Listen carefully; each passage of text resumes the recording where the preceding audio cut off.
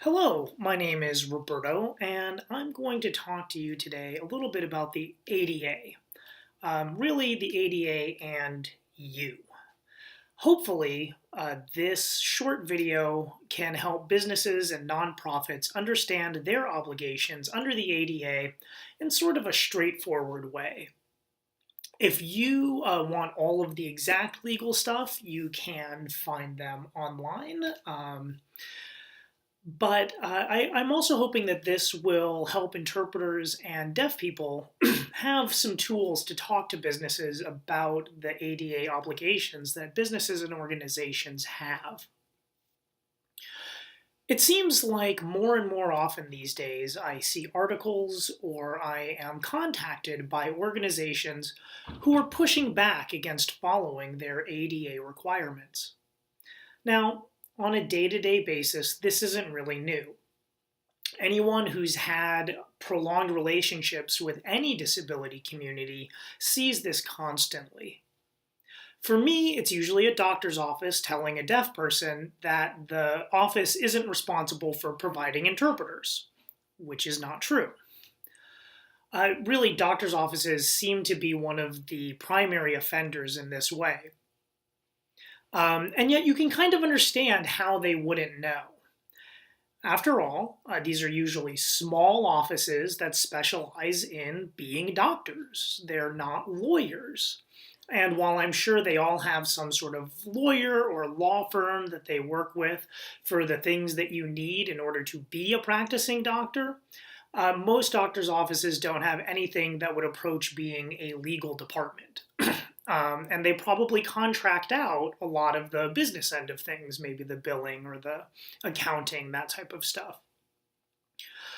Basically, even though these offices are wrong and they need to know that they're wrong, you really hope that they'll listen to reason. What really gets me, though, are when you have huge institutions that don't seem to understand their responsibilities under the ADA. Part of why this bothers me is that it touches on two courses that I have taught on a regular basis, business and government interpreting and medical interpreting. So as a part of those courses, I've taught units on HIPAA and on the ADA. So what I want to do here, as someone who's done some ADA consulting, is I want to sort of give a quick primer on your responsibilities related to the ADA. I will try to be brief, and I will add the disclaimer that I am not a lawyer, and this video should not be construed as legal advice. I don't know why we always have to say that, but now I've said it, so don't sue me. I'm going to try to use plain language and give you some things that you can really use. So let's begin. The ADA has 5 titles, and I will go through most of them here, but specifically the ones that probably apply to you. Title 1 is employment. Now, this is a commonly misunderstood title that requires accommodations in places of employment. This means that you have to accommodate your employees and cannot discriminate against disabled people in hiring. The part of this title that gets misunderstood is that it applies to employers with 15 or more employees. That number is set up to protect truly small businesses. The problem is that many organizations totally misunderstand this, and they think that if they have less than 15 employees, then they don't have to provide accommodations for customers. And as we'll see later, this is wrong.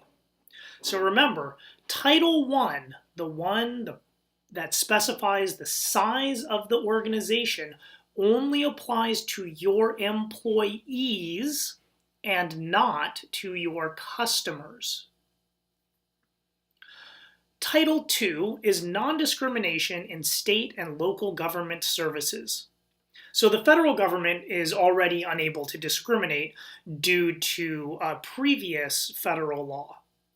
So this part of the ADA was set up so that everyone below the federal government still has to play nice. And it's a shame that we need this kind of law. Basically, if you're a government, you can't refuse services to people based on disability. which is really makes stories like the one in which a deaf man was held in an Arlington, Virginia jail for 6 weeks without an interpreter so inexcusable, because by law it's totally avoidable. I'm not an expert on policing, but we do tend to rely on police and on the correction system to know the law.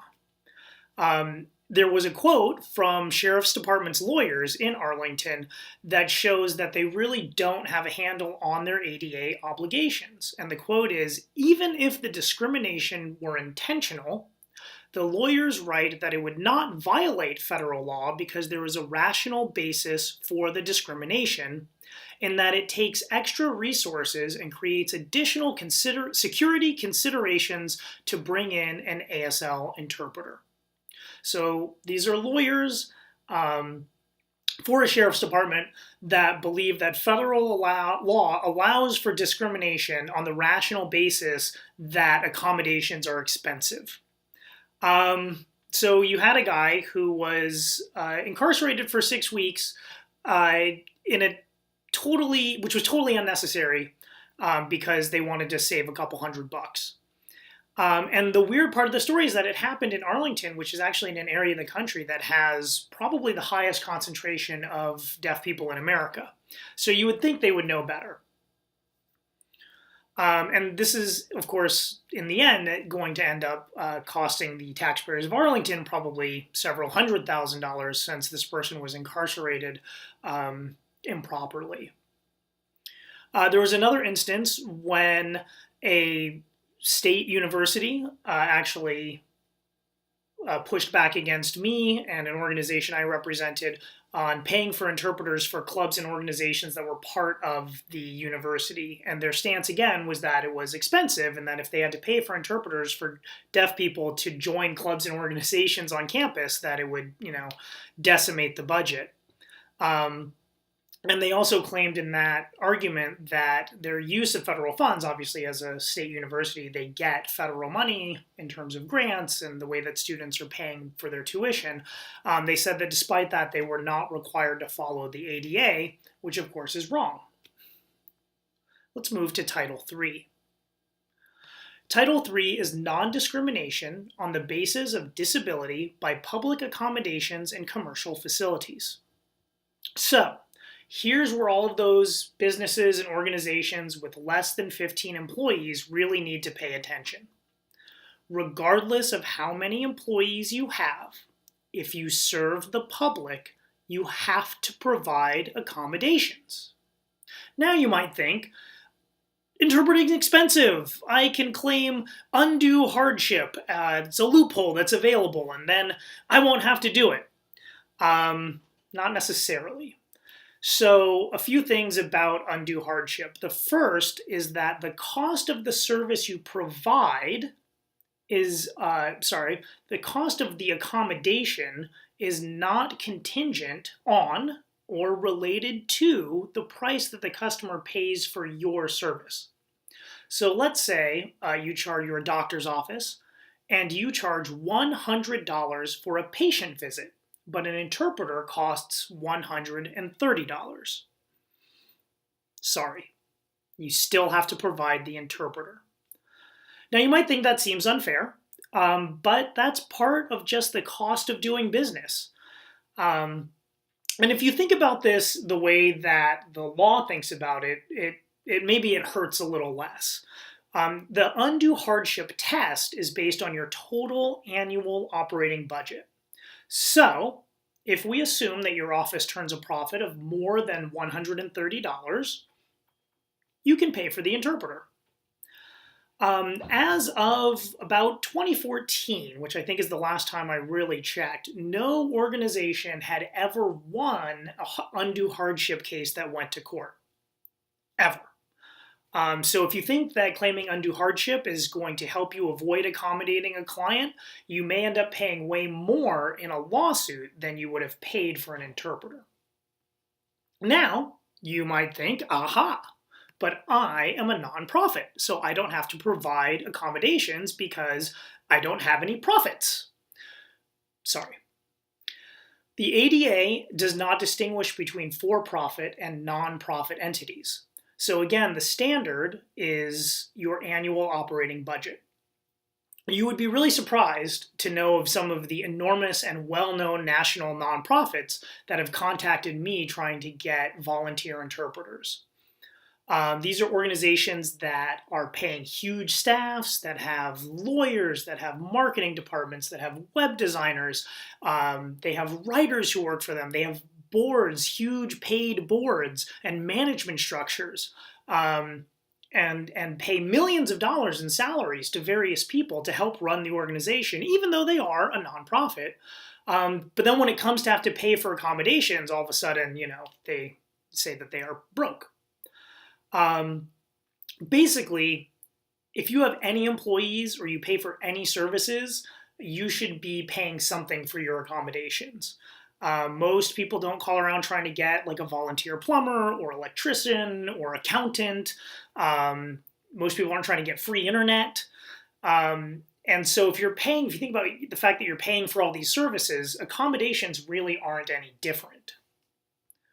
Now, that said, if you are a nonprofit, there are ways to get low cost or free interpreting services. For one, if you have people who are already part of your organization who are qualified to provide accommodations, you can ask them, but make sure that they're truly qualified. So in the case of an interpreter, not just someone who knows some sign language, but someone who really can do the full service of interpreting. You can also ask for donated services for which you provide a donation receipt. And the beauty of that is that with that model, everyone understands that services aren't free, and that in the event that there's no volunteer available, then you'll know how much you can expect to pay for that service in the event that you do have to pay for it. I did recently see a story, this is actually a few years ago now, about a deaf family that sued a Pee Wee football league for failing to comply with the ADA. And I've encountered that in the local youth sports scene as well, in places that I've lived. In one city where I lived, a deaf teenager made an all-star team, and the league had no plan on how to provide an interpreter for the all-star showcase tournament. So if you're a nonprofit, I really suggest that you come up with an accommodation plan right now. I'll wait. I'm kidding. But really, put it in your budget. Add it to your fundraising. Seriously, like if you have deaf people anywhere near you, you have to have some sort of accommodations slush fund. So if that means, like if you charge dues, just add a couple of dollars to your dues and earmark that money for accommodations. You may not end up using it for several years, but it'll be there when you need it, and you'll be so happy you have it. If you don't set something up, you're really setting yourself up for trouble.